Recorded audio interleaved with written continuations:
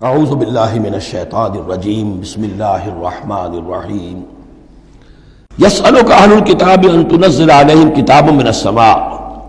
یہ اہل کتاب، یہ یہودی ہے، محمد صلی اللہ علیہ وسلم آپ سے مطالبہ کر رہے ہیں کہ ان پر ایک کتاب آسمان سے اتاری جائے، یعنی جیسے تورات اتری تھی۔ آپ تو کہتے ہیں مجھ پر وحی آتی ہے، کہاں لکھی ہوئی ہے وہ وحی؟ کون لایا ہے ہمیں تو پتہ نہیں۔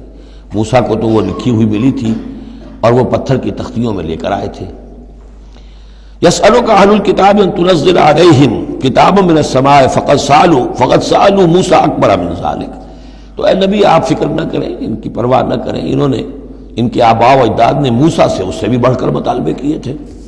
فقالوا ارنا اللہ جہرۃ، یاد کرو کہ وہ اللہ سے، انہوں نے تو یہ مطالبہ بھی کیا تھا کہ ہمیں دکھاؤ اللہ کو عیاناً، ہم خود دیکھنا چاہتے ہیں۔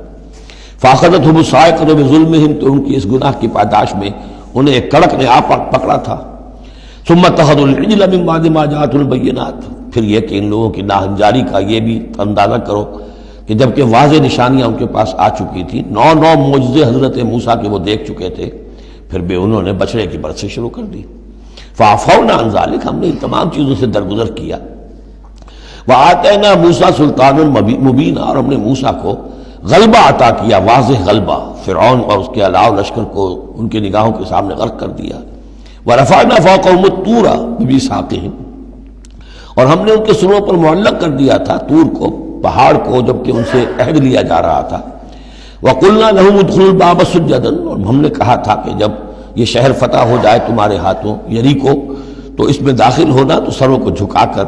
وَقُلْنَا لَهُمْ لَا تَعْدُوا فِي السَّبْتِ، اور ہم نے ان سے یہ بھی کہا تھا کہ سبت کا، ہفتے کا جو قانون ہے اس میں حد سے تجاوز نہ کرو۔ وَأَخَذْنَا مِنْهُمْ مِيثَاقًا غَلِيظًا، اور ہم نے ان تمام باتوں کے ان سے بڑے گاڑھے قول و قرار لیے تھے، بہت گاڑھے معاہدے کیے تھے۔ فَبِمَا نَقْضِهِمْ مِيثَاقَهُمْ، اب یہاں ان کے کچھ جرائم کی فہرست آ رہی ہے، اور یہاں یوں سمجھیے کہ مبتدا ہی کی تکرار ہو رہی ہے، اس میں جو خبر ہے وہ گویا کہ وہ محذوف ہے۔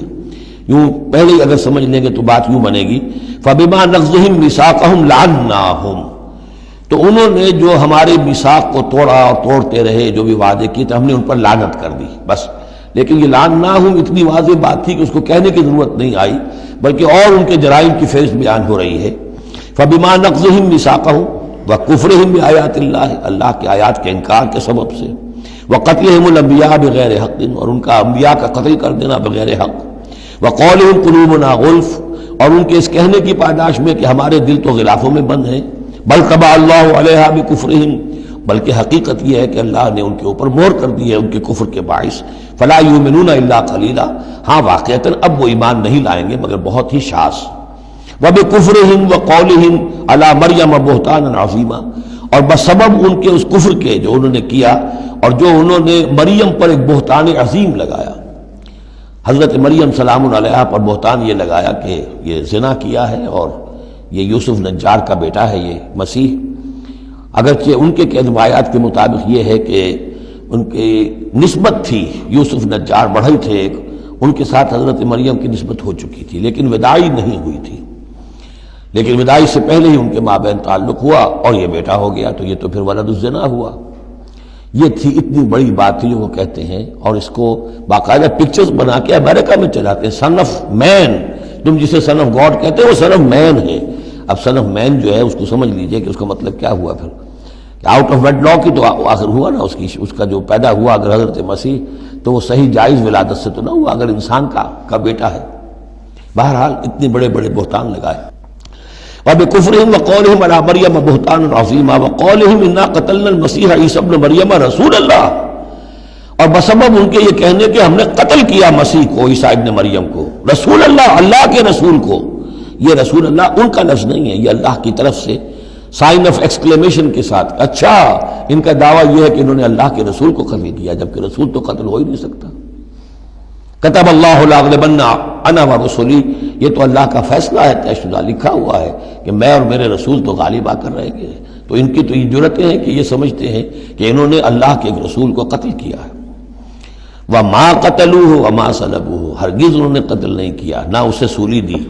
ولیکن شبہ لہم، بلکہ اس کی شبیہ بنا دی گئی ان کے لیے، صورت بنا دی گئی، مشابہت کر دی گئی اس کے ساتھ ان کے لیے کہ انہوں نے جس کو سمجھا ہے کہ وہ مسیح ہے، وہ مسیح نہیں تھا، وہ مسیح کی جگہ کوئی اور تھا، جو انجیل برنباس سے معلوم ہوتا ہے کہ جوڈاس اسکیریوٹ جو کہ حواریین میں سے ایک تھا، ویسے اس کی نیت اور تھی، بد نیتی نہیں تھی، وہ ایک لمبی بات ہو جائے گی، اس کا وقت دورہ قرآن میں نہیں ہے، نیت اس کی کچھ اور تھی، لیکن اس نے گرفتار کرایا تھا، اور اس گرفتاری کے پاداش میں پھر اللہ تعالیٰ نے اس کی شکل جو حضرت مسیح کی بنا دی، اور حضرت مسیح کی جگہ وہ پکڑا گیا اور سولی چڑھا۔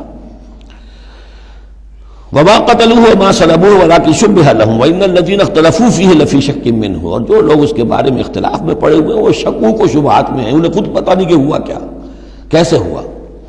ما لهم به من علم، ان کے پاس اس کے ضمن میں کوئی علم نہیں ہے، الا اتباع الظن، سوائے اس کے کہ اٹکل پچو کے تیر چلاتے ہیں۔ وما قتلوه یقینا، یہ بات یقینی ہے کہ اسے قتل نہیں کیا گیا، وہ قتل نہیں ہوا، وہ صلیب نہیں دیا گیا علیہ الصلاۃ والسلام۔ بل رفع اللہ الیہ، بلکہ اللہ نے اسے اٹھا لیا اپنی طرف۔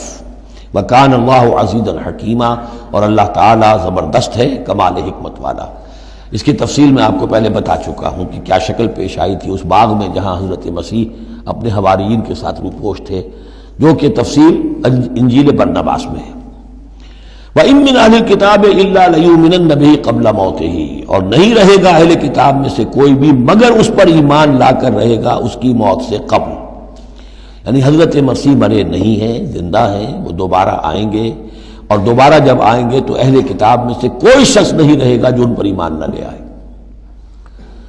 وَيَوْمَ الْقِيَامَةِ يَكُونُ عَلَيْهِمْ شَهِيدًا، اور قیامت کے دن وہی ان کے خلاف گواہ بن کر کھڑا ہوگا۔ یہ خلاف گواہی وہی آ گئی جو ہم نے پڑھا تھا 41ویں آیت میں، فَكَيْفَ إِذَا جِئْنَا مِن كُلِّ أُمَّةٍ بِشَهِيدٍ وَجِئْنَا بِكَ عَلَىٰ هَٰؤُلَاءِ شَهِيدًا، ہر نبی کو اپنی قوم کے خلاف گواہی دینی، لہذا حضرت مسیح علیہ السلام اپنی اس قوم، اپنی امت کے خلاف گواہی دیں گے۔